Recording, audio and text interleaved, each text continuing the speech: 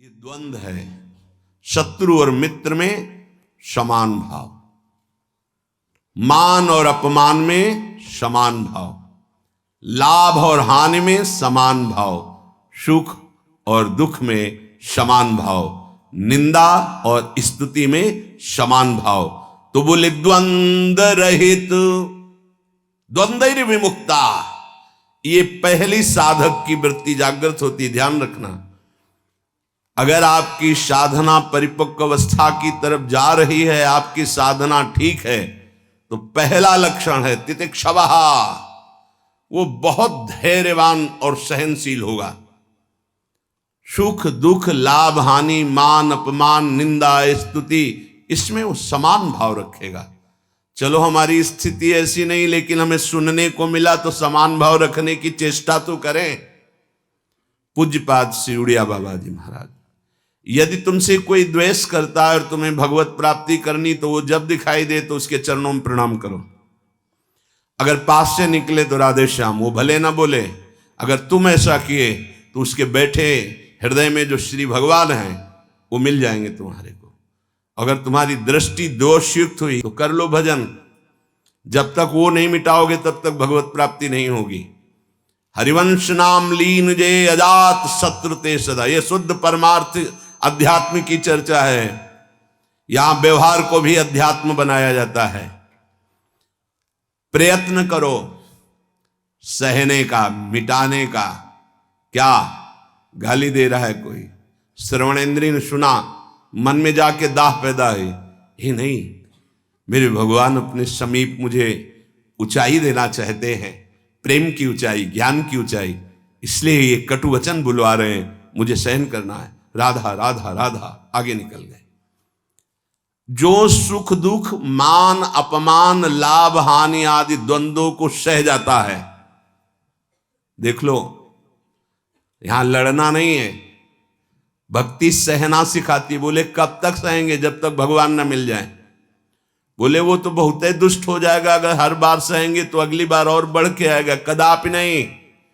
जो अपराध भक्त कर करे राम रोष पावक सो जरे, तुम सहो आग उधर लग जाएगी। उमा क्षमा सापौते भारी, अपने कर्म जाय अपकारी। तुम अपने को बचाओ, मालिक देख रहा है, वो ऐसा हिसाब करेगा। एक नवयुवक था जिसकी देखो हंसी उड़ाता था, बहुत परेशान करता था। एक भगत जी निकले उनके छेद, तो दाढ़ी मुछ को लेकर बहुत उपहास किया। 2 रुपये निकाले, दिए। उसको लगा पीछे आ रहे थे आर्मी के, फिर उनका उपहास गिरा के 10-5 लात थप्पड़ मारे ना। वो जो 2 रुपये दिए थे ना, हिसाब हो गया। अब दोबारा उस गली में नहीं खड़ा हुआ वो। राम रोष पावक सोजरी, तुम जाओ झुक के। वो आ रहा है झुकाने वाला, किसी रूप में रौंद के रख देगा उसको, क्योंकि उसका स्वभाव ऐसी जगह हाथ डालेगा जहां हाथ जल जाएगा। ये ना सोचो कि अगर हम 10 बार सह गए तो 11वीं बार वो फिर बोलेगा, बोलने लायक नहीं रहेगा। जो अपराध भक्त कर करे राम रोष पावक सोजरी, तुम्हारा कर्तव्य सहन करना और मालिक का कर्तव्य हिसाब करना। एक साधु जा रहे थे, गंगा किनारे भ्रमण कर रहे थे, तो छड़ी रखते, सोटा लंगोटा लोटा ये साधु के पास रहता है, तो सोटा लिए हुए थे और अपनी मस्ती में जा रहे थे। ऐसे पीछे धोबी कपड़ा धो धो के ऐसे सब फैलाए हुए था सूखने के लिए। उसने देखा इतनी मेहनत से तो हम धो रहे, और बाबा जी रौंदता चला जा रहा है। तो जिससे धोआ वो पीटने वाला डंडा, वही दौड़ा लेके रुक्मिणी जी के पास भगवान बैठे, विनोद तत्काल सुदर्शन चक्र, फिर ऐसे शांत हो गए। तो रुक्मिणी जी ने कहा, प्रभु जरूर ये स्थिति किसी भक्त पर संकट आने पे होती है, रुक क्यों गए? बोले उसके पास लाठी थी, उसने हिसाब कर दिया। 2-3 डंडे बाबा जी ने मारे, 2-4 डंडे धोबी ने मारे, तो दोनों धोबी है, इसीलिए मट गए। हाँ, अगर वो सर झुका देता तो वहां द्वारिकाधीश का सुदर्शन चक्र सेकेंड के कम हिस्से में उपस्थित हो जाता। सर्वव्यापी तत्व है भगवान के पार्षद, जैसे नारायण निकला और वहीं हरि पार्षद प्रकट हो गए। आप अगर डंडे चलाओगे ना तो हिसाब किताब आपका भारी पड़ जाएगा। अगर आपने सर झुका दिया तो वो हर समय तुम्हें देख रहा है, कोई क्षण ऐसा नहीं है, कोई जगह ऐसी नहीं जहां उसके नेत्र न हो। हाँ, विश्व तच्चक्षुर, पूरे विश्व में उसके नेत्र विराजमान हैं। सहना सीखो, यदि आगे बढ़ना है तो सहना सीखो। हमारी बात मान लेना, अगर मान लोगे तो जान जाओगे कि इसका रहस्य क्या है। जो सह गया सो भगवान को प्राप्त हो गया। जितना सहोगे उतने महान बनते चले जाओगे। ये शिक्षा हमको एक शराबी ने दी थी। वैकुंठ धाम ब्रह्मावर्त बिठोर ले गया, एकांत में ठाकुर जी के श्री विग्रह को दिखाया और नीचे के संगमरमर को दिखाया और कहा देखो यही संगमरमर तिल तिल काटा गया, टूटा नहीं, तो आज भगवान बन करके आरती होती है। ए बाबा जी बना, टूटना नहीं, चाहे जितना कष्ट आवे। सहनशीलता, सहनशील, आशय, उदार, धीरज सहित विवेकी, विवेकवान, धैर्यवान, सहनशील महात्मा होता है। चाहे गृहस्थ हो या विरक्त हो, भगवत मार्ग का पथिक ये नाना प्रकार की कुचेष्टाएं करने पर दुखी या व्यथित होकर कुचेष्टा नहीं कर बैठता है। द्वंद्व रहित। आगे गतमान, ये जो अभिमान और ममता सर्वनाश कर देती है, भगवत मार्ग का उपासक उस अभिमान का सर्वनाश कर देता है। नहीं, किसी भी बात का अभिमान नहीं। सच्ची कहते हैं, जिस क्षण प्रभु बुलवाना ना चाहे तो एक शब्द भी नहीं आता हृदय में। कई बार हृदय से एकदम शून्य, खाली। अब न कोई प्रश्न का उत्तर है, न कोई प्रश्न है, न कोई वार्ता है। वो दे रहे हैं तो हो रही है, और वो ना दे तो का बोलने की हिम्मत नहीं है। शब्द और शास्त्र ज्ञान और व्याख्या तो अलग जाने दो, वही बुलवा रहे, वही सत्य चेष्टा करा रहे। ये सतमार्ग पहाड़ पे चलना है, ये हमारे चढ़ने की योग्यता नहीं, पर वो वाचालम बना देते हैं। मूक को पंगु से पहाड़ चढ़ा देते हैं। सांप का छोटा बच्चा गरुड़ को पछाड़ दे, राम कृपा हो जाए, हाँ, तो लघु ब्याल गरुड़ को खा जाए, ऐसी सामर्थ्य पैदा कर दें भगवान। सब कुछ भगवान की सामर्थ्य से सत मार्ग का होता है, सब कुछ हमारे अहंकार से असत मार्ग का होता है। अहंकार त्यागी, सत मार्ग का अनुरागी। अहंकार युक्त तो कहेगा जरूर भगवान की सामर्थ्य से हो रहा है, पर अहंकार वासनाओं का खेल खिला के पाप करेगा। तो कह रहे गतमान, ये भगवान को अधीन करने वाली आगे बात कह रहे हैं कि सुख निधान भगवान तुम्हारे अधीन क्यों नहीं हो जाएंगे यदि ऐसा करोगे। पहला, मान अपमान, दुख सुख, लाभ हानि में समान भाव। दूसरा, मान को स्वीकार मत करो। ये देहाभिमानी पुरुषों के द्वारा किया हुआ प्रणाम नमस्कार, ये देहाभिमान को पुष्ट करने वाली अविद्या की एक नई चाल है। उनके हृदय में विराजमान सच्चिदानंद भगवान को देखते हुए इसे विनोद में उड़ा दो। विनोद में, मैं जान रहा हूं प्रभु, अब नहीं फंसेंगे, गुरु कृपा हो गई। आपका ये प्रणाम नमस्कार फांस नहीं सकता, नाथ आप तो हमारे स्वामी हो। अब नहीं, लाखों प्रणाम दंडवत हो रही, लेकिन नहीं, वो तुम्हारी प्रणाम दंडवत नहीं हो रही, वो तुम्हें फंसाया जा रहा है। आखिरी खाई है यश कीर्ति मान। नहीं, हे सच्चिदानंद गुरुदेव, आप सब रूपों में काहे को मजाक कर रहे हो प्रभु, आप ही तो विराजमान हो नाथ, कोई नहीं फंसा पाएगा। अब हम तो बड़े भजनानंदी, हमारा बड़ा नाम हो रहा है, प्रणाम नमस्कार हो रहा, तो आगे है खाई, उसमें मुंह भरा गिर जाओ, निकल नहीं पाओगे। जैसे कंचन की खाई, कामिनी की खाई, ऐसे कीर्ति की खाई। तो गत मान, सबहि मान प्रद आप मानी, सबके चरणों में बंधन भक्ति, मेरे नाथ इन सब रूपों में विराजमान। वो प्रणाम कर रहे हैं, नमस्कार कर रहे हैं, वो जय बोल रहे हैं, ये उनकी महानता है। वो अपने हृदय की स्थिति के अनुसार बर्ताव कर। हम तो अधम जीव हैं, प्रभु की कृपा से चल रहे। मेरे प्रभु सब रूपों में, कहीं मान नहीं छुएगा, और अगर मान छू गया तो विष चढ़ गया। सम्मानम कल्याति घोर गरलम, ये मान रूपी जहर केवल गुरु कृपा से ही दूर होता है। एक ही जगह इस मान की धुलाई होती, दूसरी जगह नहीं। और दूसरी जगह तो आप जहां भी जाओगे वैष्णव चिन्ह देख के सम्मान होगा। एक है घाट, गुरु घाट, जिनमें इसकी धुलाई होती है, वहां कोई भी तुम्हारी चतुराई नहीं चलेगी, कोई भी गुण नहीं चलेगा, कोई भी प्रभाव नहीं चलेगा। वहां धुल के रख देते हैं इस मान को, और जहां मान धुला और दैन्यता आई तो हरि कंठ लगा लेते हैं, भगवान उसे अपने समीप रख लेते हैं। बलिहारी गुरु आपने, जिन्होंने मान को मिटिया मेट कर दिया। बलिहारी कभी नहीं सुधरता है मान का स्वभाव। ये गुरुदेव, इसीलिए गुरुदेव के हाथ का खिलौना कोई बिरला ही बनता है। अहंकार के हाथ के खिलौने तो सब बने हुए, जैसी चाबी भरता है अहंकार वैसे ही खेल हो रहे, लेकिन कोई गुरुदेव के हाथ का खिलौना विशेष लाडला होता है। भर दी चाबी, अब उसके हृदय में खेल चल रहा है निकुंज का। मान का त्याग करा करके दैन्यता का भाव प्रकाशित करना, ये प्रेमी महापुरुष सदगुरुदेव की कृपा से होता है। गत मान, आगे ज्ञान रथ। ज्ञान किस बात का? एक क्षण भी प्रभु का स्मरण न छूटे, इससे बड़ा कोई ज्ञान नहीं। बात पकड़ लो। तुम्हें कुछ आता हो या ना आता हो, बस राम कृष्ण हरि राधा राधा बोलना आता है, इससे बड़ा कोई ज्ञान नहीं है। ये भगवत स्मृति है। यस्य स्मरण मात्रेण जन्म संसार बंधनात् विमुच्यते, नमस्तस्मै विष्णवे प्रभु विष्णवे। जिनका स्मरण मात्र जन्म मरण बंधन से मुक्त कर देता है। राधा राधा कृष्ण कृष्ण।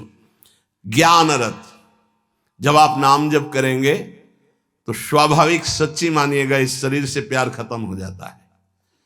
ये बहुत व्यवस्थित भगवान की कृपा से चलता है, पर इससे राग नहीं रहता। पुराने कपड़े से जैसे तुम्हारा कोई राग नहीं रहता, फेंक देते हो कूड़ा में, ऐसे ही इस शरीर से ज्ञान रत उपासक को कोई संबंध नहीं रहता। बिल्कुल समझ लेना। जैसे कबाड़ में पड़ी हुई गाड़ी से ध्यान आएगा, ऐसे गया, पर आपकी रति नहीं होगी क्योंकि बेकार हो गई है। ऐसे हर समय उपासक की दृष्टि में गाड़ी, ये जो पांच भौतिक गाड़ी, ये केवल भगवत प्राप्ति के लिए है। अगर ज्ञान प्रकट हो गया तो इससे कोई रति नहीं रहती, इससे कोई अपना शरीर का राग मिट जाना ही सब ज्ञान है। भगवान नाम में रुचि हो जाना ही सब ज्ञान है। बस दो बात समझ लो, जितना इससे तुम प्रेम करोगे उतना ही पापाचरण होगा, और जितना नाम से प्रेम करोगे उतना ही इससे वैराग्य होगा, और आप दिव्य उन्नति को प्राप्त हो जाएंगे। ज्ञान रथ, सच्चा ज्ञान। मैं भगवत स्वरूप हूं, ये मैं शब्द अंतःकरण से निकलता है। बस स्वरूप हूं है, मैं के साथ हूं है, नहीं तो स्वरूप, बस स्वरूप। मैं स्वरूप हूं, ये अंतःकरण धर्म से निकल रहा है, और केवल है स्वरूप, ये है। वहां कोई और शब्द नहीं जुड़ता, न मैं न हूं, वो है, वही है, वो भी खत्म, केवल है। यह है पूर्णता, ज्ञान की पूर्णता, भक्ति की पूर्णता है। कौन? गोविंद, गुरुदेव, किशोरी जी है। बिरत खटाई नाना कस, जैसे कुछ धातुएं होती हैं उनमें खटाई डालते तो बहुत जहरीली हो जाती है, ऐसे ही उपासक को हर भोग दिखाई देता है जहरीला। ब्रह्मादिक के भोग सब विषम लागताई, तो कहे फिर सुख क्या उसको मिलता होगा? गांव में जब गुड़ बनाया जाता है तो ऊपर का जो फेन निकलता है ना, गांव के जो गरीब लड़के होते हैं दौड़ के वो चाटते हैं, बड़ा मीठा अच्छा लगता है। कहीं उनको रबड़ी मिल जाए तो उसकी तरफ देखेंगे क्या? नहीं देखेंगे, क्योंकि अब उससे बहुत कई गुना बढ़कर के आनंददायक वो रबड़ी मिल गई। जैसे निर्मल विशाल मृदु जल का जलाशय मिल जाए तो छोटे छोटे गंदे गड्ढों की याद नहीं आती, ऐसे सच्चिदानंद भगवान का सुख स्फुरित होता है जब, ते गंदे विषय विष की तरह दिखाई देते। ब्रह्मादिक के भोग सब विषम लागता है। तो बोले उस उपासक के हृदय में इतना वैराग्य हो जाता है, जैसे वमन, खाने का मन नहीं होगा, विष्ठावत मलवत त्याग, मल त्याग के बाद कोई अहंकार नहीं होता, अर्थात वो त्यागी भी है और अहंकार का त्यागी है। जैसे इसमें कहा बीरत खटाई नाना कस, जैसे काश आदि जो पात्र हैं इनमें खटाई पड़ जाए तो बहुत जहरीली हो जाती है। बोले ऐसे ही ये सारे विषय उसे जहरवत दिखाई देते हैं। इसीलिए जो विषय प्रिय लग रहे हैं उनसे पिंड छुटाना हो तो भगवान को अर्पित करके भोग लगा के पाओ। गंदे विषय भगवान को भोग लगाए नहीं जाते। अगर कोई भी प्रिय पदार्थ है आपका कि ये तो हमें बहुत पसंद है, तो उससे पहले 20 मिनट प्रभु को भोग लगाओ और थोड़ा प्रसाद लेके बांट दो। कोई और ना हो तो पशु पक्षियों को बांट दो, राग खत्म हो जाएगा, पक्का राग खत्म हो जाएगा। ये गुरुजनों के अनुभव की बात है। कुछ ऐसे पदार्थ होते हैं, पूज्य राधा बाबा भाई जी से कहा कि सब ठीक है आपकी कृपा से, पर मिठाई देखते ही प्रियता बढ़ जाती, तो क्या अभी हमारा राग है मिठाई में? भाई जी हर समय बाबा की मनोवृत्तियों को देखने वाले महापुरुष, तो उनका नहीं, तुम्हारी स्थिति में मिठाई का राग नहीं है, ये स्वभाववश शरीर की आवश्यकतावश पूर्व अभ्यास रहा है। तो ऐसा हो जाता है कि जैसे सब पदार्थ रखा है, जो प्रिय है उसे उठा लिया और पाने लगे, उसका कोई राग नहीं है, स्वभाववश तुम्हारे शरीर को आवश्यकता है तो स्वभाव बन चुका है, पर राग नहीं है। पर अपने लोगों की स्थिति नहीं है, अपने लोगों का राग है। हमें जो राग है सच्ची मानो गुरुजनों की आज्ञा पे चले तो नष्ट हो जाएगा। जो प्रिय से प्रिय वस्तु लगे, 20 मिनट भोग लगाना, दिखाना नहीं केवल, क्योंकि होगा ना कि गरम गरम पकौड़ा और चटनी और सब दिखा लो तो श्री जी को पालो, नहीं, रसेंद्री को नहीं, श्री जी को पवाओ और इसके बाद एक पकौड़ा चटनी आप लो, बका दूसरे को दे दो, आप अपना पेट भरो रोटी से। आप देखो ना आपकी रसेंद्री बस में, रसेंद्री बस में हुई हर इंद्री बस में हो जाएगी।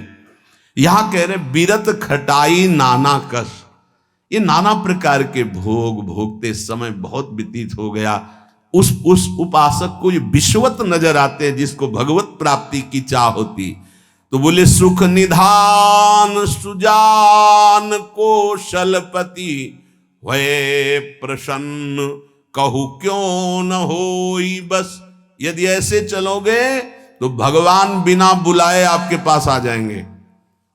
कैसे? द्वंद्व रहित, मान अपमान निंदा स्तुति समान भाव से सह जाओ। गतमान, कोई सम्मान करे स्वीकार मत करो, उसके भोक्ता मत बनो। ज्ञानरत, ये शरीर नष्ट हो जाएगा, तुम अविनाशी हो।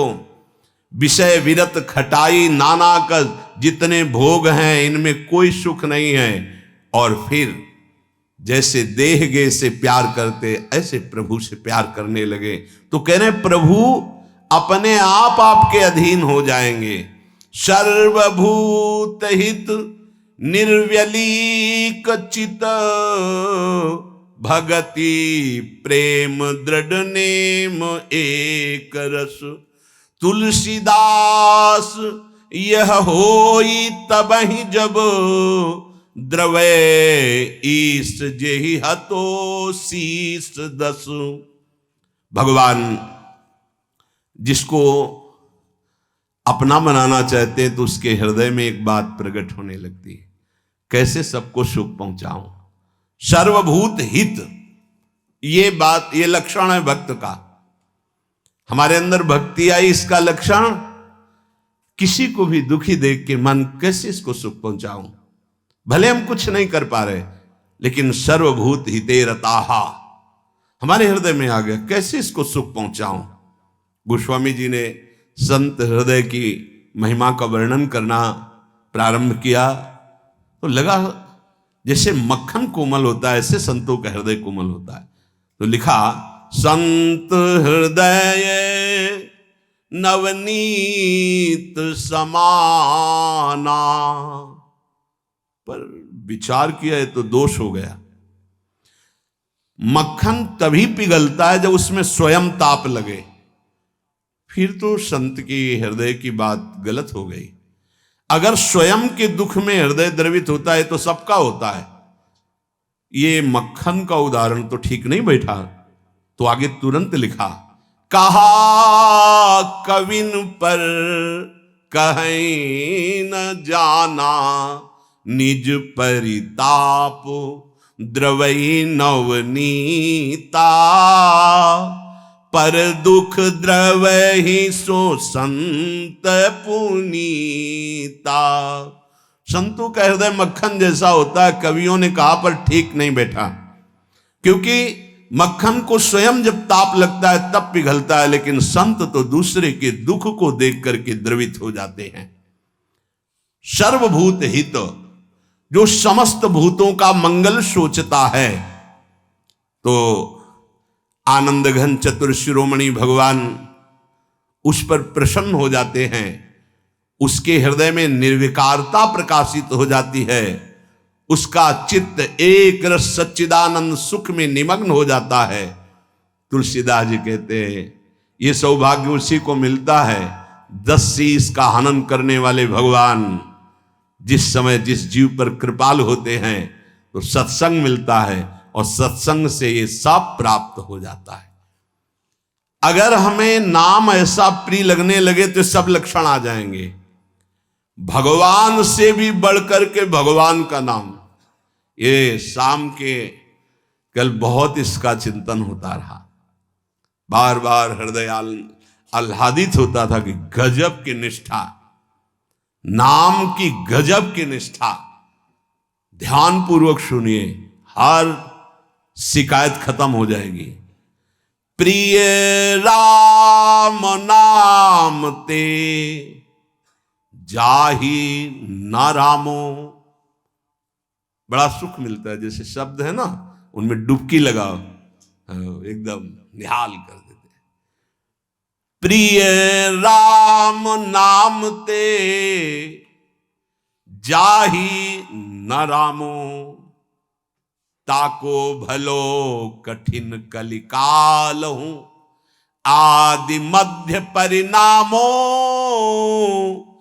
प्रिय राम नाम ते जाहि न रामो।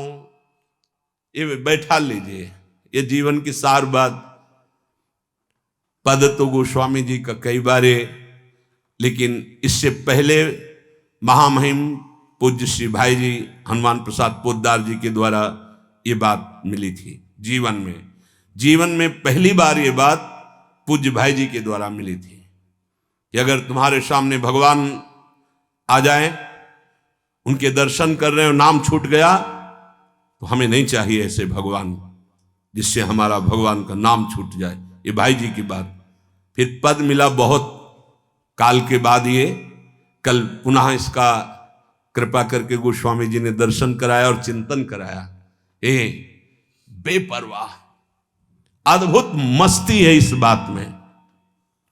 जिसे भगवान नाम इतना प्यारा लग गया है कि यदि स्वयं भगवान कहें कि अब मैं तुम्हें मिल गया, मेरे लिए तो भजन कर रहे थे, अब आज से नाम जपना छोड़ दो, तो वो स्वीकार नहीं करेगा।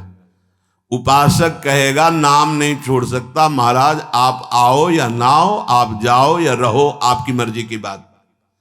नाम से प्रिय बढ़कर आप नहीं हो हमें। ये बात बहुत बड़ी बात। जब भगवान की बात आ गई तो ये भोगों की बात क्या रह जाएगी भाई। ये पद प्रतिष्ठा रुपया पैसा, अभी नाम का स्वाद ही नहीं चखा। ये ताको भलो कठिन कलिकालो आज मध्य परिणामों, आज कल परसों हर समय परमानंद बना रहेगा। एक कलयुग कुछ नहीं बिगाड़ सकता। यदि जिह्वा में ऐसा प्यार उदय हो गया कि मुझे नहीं चाहिए और कुछ, जो हमें नाम छोड़वा दे वो कुछ संसार की पद प्रतिष्ठा तो जाने दो, हमें भगवान से भी नहीं मिलना। यदि वो आ जाए और नाम छूट जाए तो मुझे उनका आना नहीं।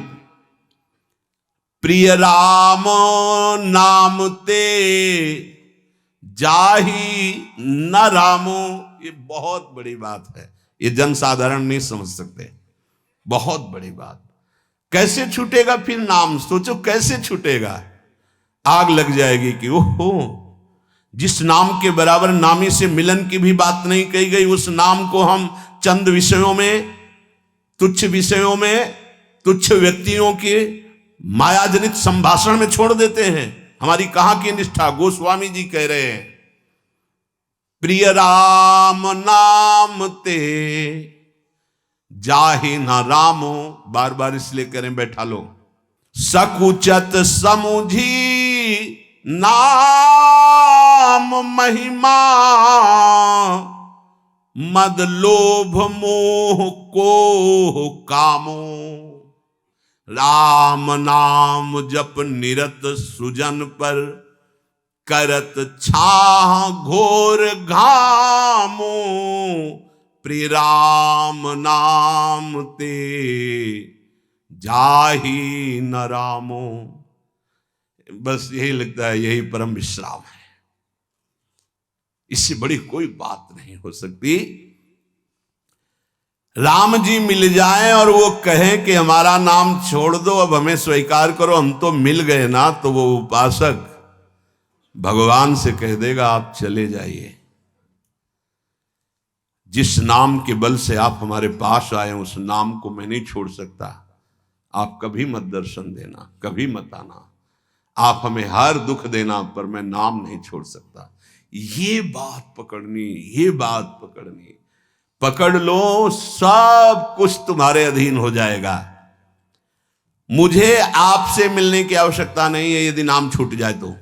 यही भाई जी लिखा था प्रियालाल के लिए, राधा कृष्ण के लिए। सबसे पहले भाई जी की बात तो थोड़ी देर तो विचार चलता रहा इस विषय का कि नाम साधन है और साध्य है प्रभु।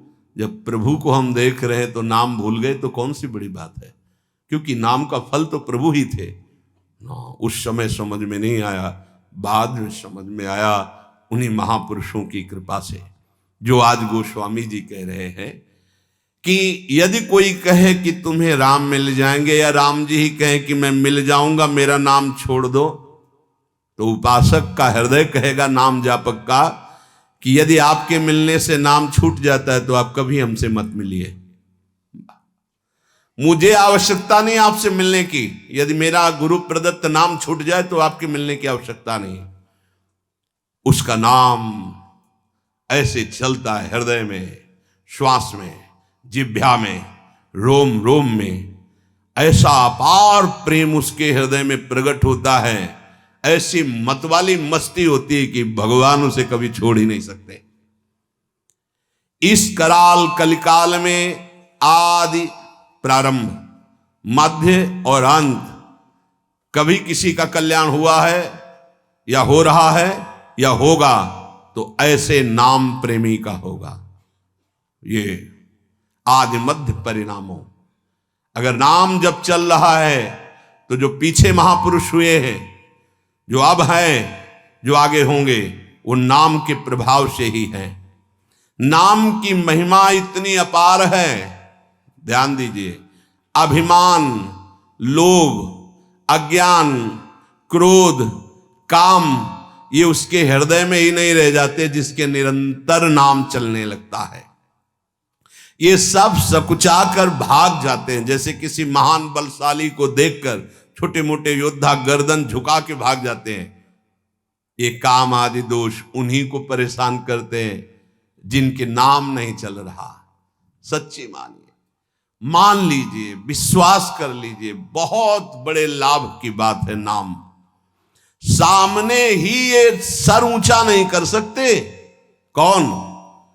बोले नाम महिमा का ऐसा प्रभाव, मद अभिमान, लोभ भोगों का, पैसे का, पद का, मोह परिवार का, क्रोध नाना प्रकार की प्रतिकूलताओं से प्रकट होता है, और काम, ये गर्दन झुका के भाग जाएंगे यदि तुम्हारे निरंतर नाम चल रहा है। वो हम ये छोड़ नहीं पाते, नहीं छोड़ पाओगे। ये भगवत शक्ति से संपन्न योद्धा हैं। नाम नाम चल रहा है, भाग जाएंगे। नई अवस्था ठाकुर हरिदास जी की, बस नाम चल रहा है। 3 दिन प्रयासरत रही, स्वयं भक्त बन गई, उनके हृदय में कोई फर्क नहीं पड़ा। क्यों? क्योंकि नाम चल रहा है।